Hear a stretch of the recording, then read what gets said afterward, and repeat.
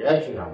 स्वागत है एक बार फिर से आपका हमारे चैनल जेवीडी पोस्ट। अभी तक हमने एपिसोड में देखा कि भरत जी सज्ज हो गए हैं अयोध्या त्याग में, क्योंकि वो राजमहल और वहां के लोग या फिर वहां का एटमॉस्फेयर उनको काटने को दौड़ रहा है। वो बार बार ये कह रहे हैं कि मुझे वही बात याद आ रही है कि क्यों मैं यहाँ नहीं था, मेरे कारण मेरे पिता के प्राण चले गए, मेरे भाई यहाँ से चले गए 14 वर्षों के लिए वनवास के लिए, और माता सुमित्रा, माता कौशल्या को इस स्थिति में देख नहीं पा रहा। दरअसल भरत जी की मनोदशा इस वक्त बहुत व्यथित है, क्योंकि उनके द्वारा कोई कार्य हो ही नहीं पाया। सब एक कार्य करने उठे थे, उसमें केवल खड़ाऊं लेके आ पाए। अब उनको ऐसा लग रहा है कि मैं ही दोषी हूं इस पूरे घटनाक्रम में। माता कैकेयी का तो वो नाम भी नहीं सुनना चाहते। वो मांडवी जी से आग्रह कर रहे हैं कि किसी भी तरीके से उनको थोड़ा सा समय दें, ताकि उस समय में वो मनुष्य बन सके, एक अच्छा मनुष्य बन सके। और जो उनकी मनोदशा है वो इस वक्त शासन करने लायक राजा की नहीं। राजा की मनोदशा इस तरह की नहीं होनी चाहिए। उसको हमेशा एक हेल्दी माइंडसेट लेके शासन करना चाहिए। और मेरी मनोदशा मेरे परिवार ने इतनी बिगाड़ रखी है कि मैं अभी तो राजा का पद ग्रहण नहीं कर सकता, राजा का कार्यभार ग्रहण नहीं कर सकता, पद तो वैसे भी नहीं कर।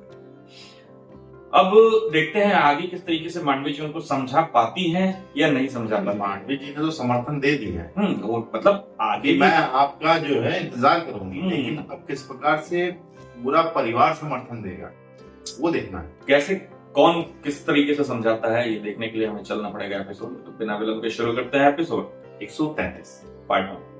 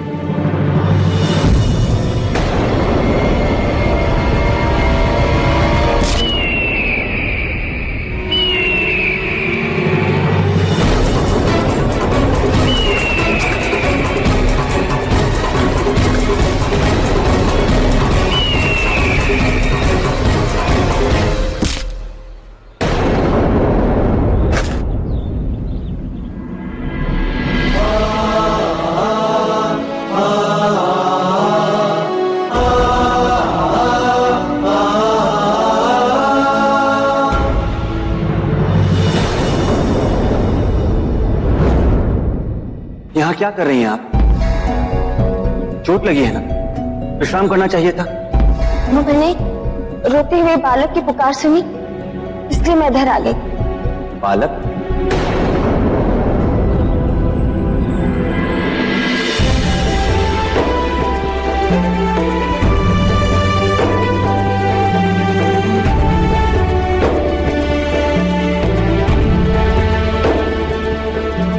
चिंता मत कर, सब ठीक हो जाएगा।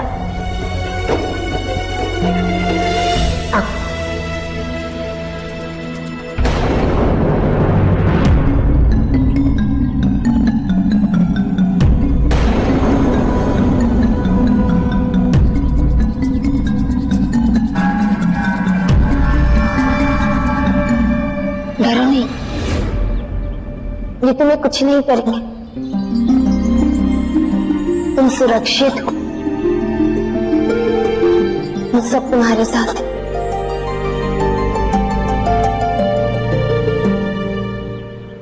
इतने घने वन में तुम अकेले क्या कर रहे थे? क्या तुम मार्ग भटक गए या अपने माता पिता से बिछड़ गए? हम महर्षि अत्रि के आश्रम के समीप ही रहते हैं। हम उनके शिष्य हैं और ये भूत निरंतर हम पे आक्रमण करते, कितने को तो मार दिया है।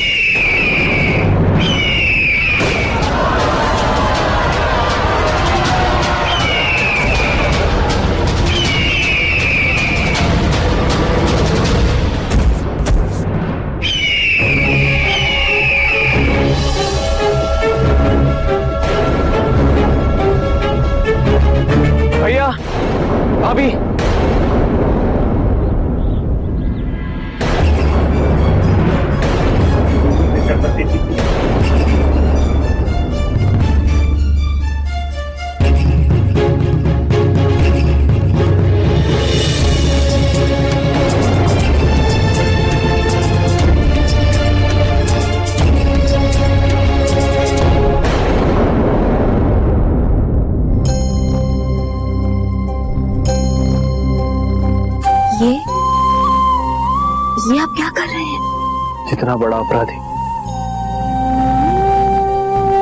राम भैया और सीता भाभी का हूं, इतना ही बड़ा अपराधी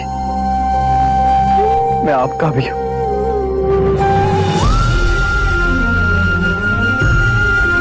क्षमा मांगने का भी कोई अधिकार नहीं है मुझे। यदि आप मुझे कोई भी दंड देना चाहें तो मुझे स्वीकार होगा। आप ऐसा ना कहिए। जो कुछ भी हुआ है उसमें आपका कोई दोष नहीं। नहीं, सारा दोष मेरा है, सारा दोष मेरा है। आपने लक्ष्मण को राम भैया और सीता भाभी के साथ वन कमल से नहीं रोका।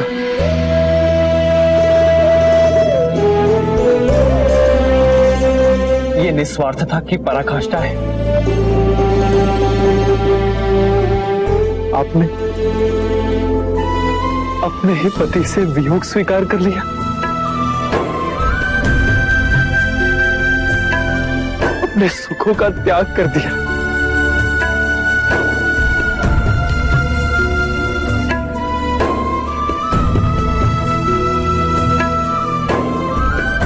आप धन्य हैं।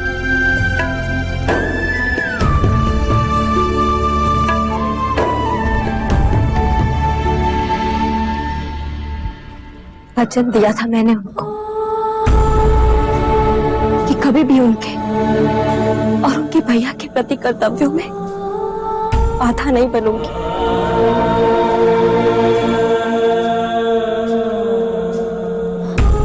मैंने तो केवल अपने वचन की पूर्ति की है और फिर मेरी इच्छा यही है कि सुमित्रा नंदन के सेवा धर्म निर्वाह में किसी भी प्रकार का कोई भी अभाव न रहे, कोई भी चूक ना हो।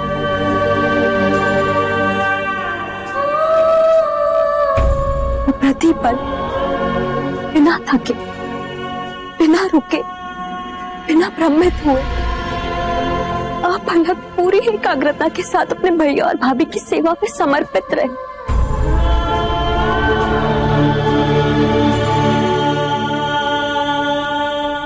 यदि उनके इस उद्देश्य में मैं किसी भी प्रकार सहायता कर सकी तो ये मेरा सौभाग्य होगा।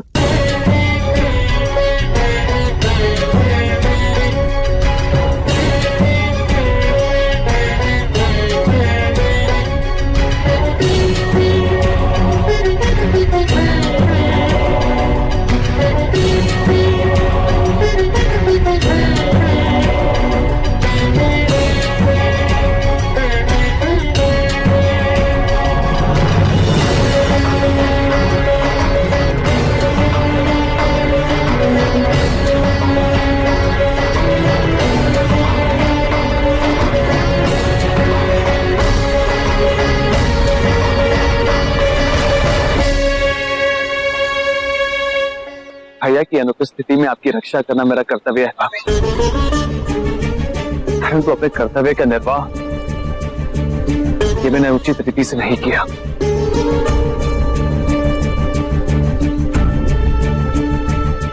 आगे की यात्रा आपके लिए कठिन ना हो इसलिए मैं पादुका बनाने गया था।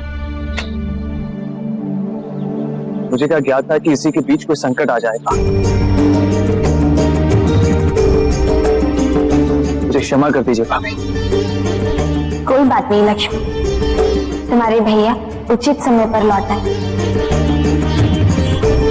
और सारे संकट टाल दिए। इवान, यहाँ पर कभी भी कुछ भी हो सकता है। मैं प्रत्येक स्थिति में सतर्क रहना होगा।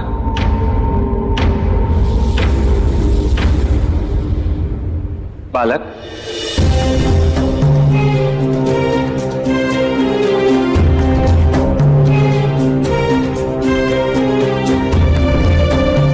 क्या आपको आपके आश्रम का मार्ग पता है? वो यहाँ से बहुत दूर है। कोई बात नहीं, मात्र हमें वहां तक जाने का मार्ग बताओ।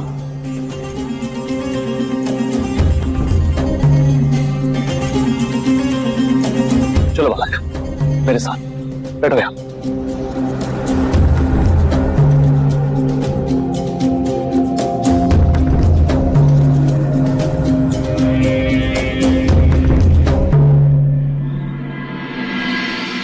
गुरुदेव, ये समय अयोध्या के राज परिवार और प्रजा के लिए अत्यंत कठिन रहा है। घटनाएं और दुर्घटनाएं